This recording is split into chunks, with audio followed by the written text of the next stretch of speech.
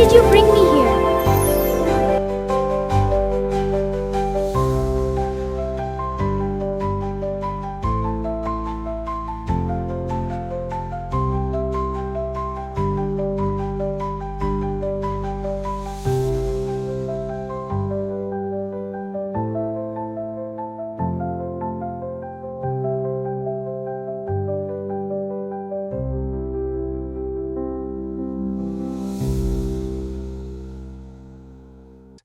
Today, we're unpacking the Vedic foundations of Indian psychology, taking literally thousands of years of ancient wisdom and turning it into a structured, easy-to-digest guide.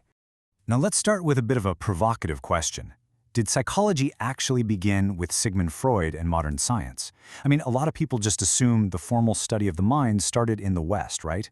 Well, as we'll see from the sources we're analyzing today, ancient India was actually diving deep into human consciousness, the self, and human behavior thousands of years before Freud even entered the chat.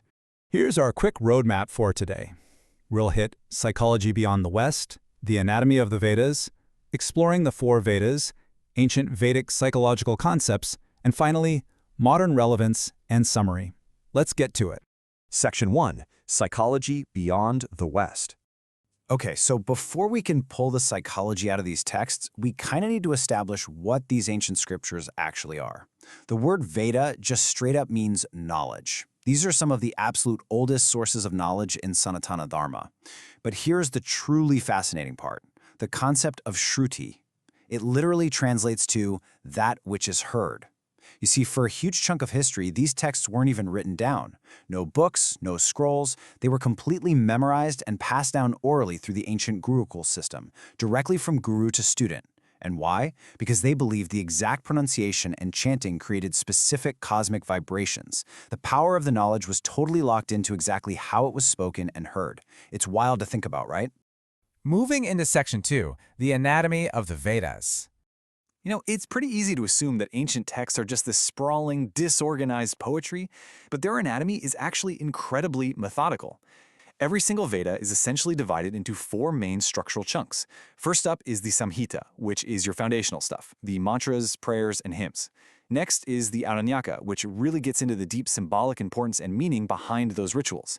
Then third, we have the Brahmana. Think of this like a highly detailed, step-by-step recipe guide for the priest performing the ceremonies.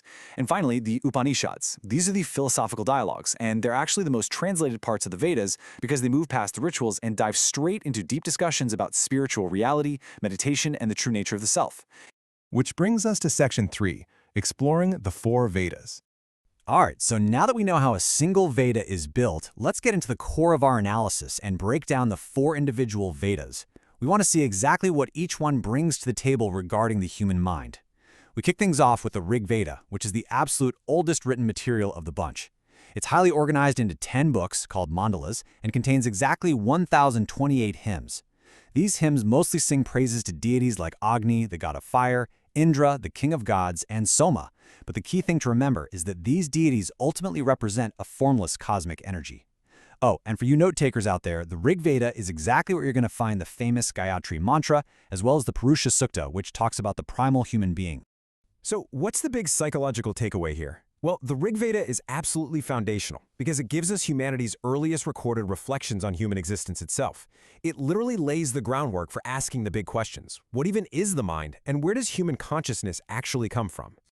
Building directly off of that, we have the Sama Veda. And what is super fascinating about this one is that it's widely considered the actual origin of all music. It's packed with beautiful melodies, known as saman, and musical chants that priests were meant to sing during sacrifices. It also houses two incredibly important philosophical texts, the Chandogya and Kena Upanishads.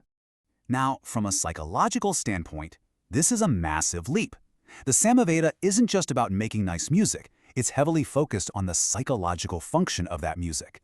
Those ancient chants and melodies were literally tools designed for emotional regulation and reaching a state of pure mental harmony. It's basically an ancient framework for what we'd call sound therapy and meditative focus today. Pretty amazing, right? Next up is the Yajur Veda, and this one shifts gears directly toward exact rituals and sacrifices. It's actually split into two very distinct parts. On one hand, you have the Shukla, or white Yajurveda, which is super organized, clear, and honestly much easier to understand. But then, in stark contrast, you have the Krishna, or black Yajurveda. And that one is unorganized, structurally super complex, and honestly really difficult to decipher. But the core psychological contribution of the Yajurveda, it's all about structure. By demanding this exact, step-by-step precision for rituals, it acted as a massive psychological tool for behavioral regulation.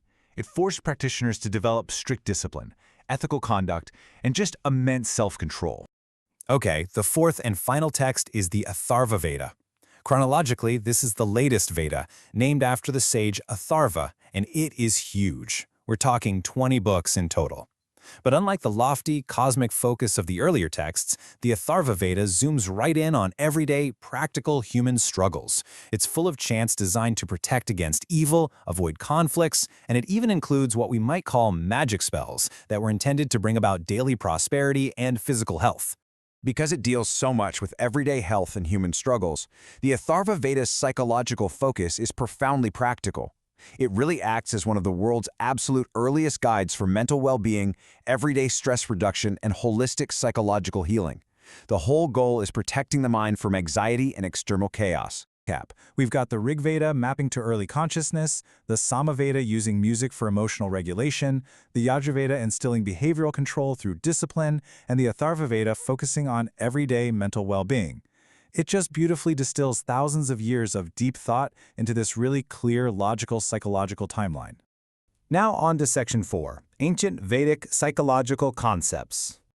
Now that we've got a handle on the texts themselves, let's look at the specific vocabulary of the mind that they introduced. The Vedas didn't just look at the mind as one big, messy blob. They actually provided a highly segmented framework. They separated manas, which is your basic sensory mind, from buddhi, your higher discerning intellect. They also dove deep into chitta, our consciousness or attention, and ahamkara, which is our sense of ego. On top of that, they anchored all human behavior in these massive concepts like dharma, duty and moral development, and karma, the universal law of action. And the ultimate goal of all of this, spiritual growth and moksha, which is ultimate liberation and self-realization. And finally, Section 5, Modern Relevance and Summary. So how exactly does a text passed down through oral vibrations thousands of years ago impact a modern mental health practitioner today? Well, when we put these traditions side by side, the overlap is just stunning. Vedic psychology, with its intense focus on spiritual growth, meditation, and mind-body harmony, heavily influenced later schools like yoga and Vedanta. And while sure, these are traditional philosophical perspectives, not straight-up substitutes for clinical treatment, they undeniably laid the groundwork for modern psychological movements. That ancient Vedic focus on inner peace and a positive lifestyle, it directly mirrors what we now call humanistic and positive psychology. And their meditative chanting, that is the direct ancestor of modern mindfulness and health psychology. To wrap up today's explainer, I want to leave you with this thought to chew on.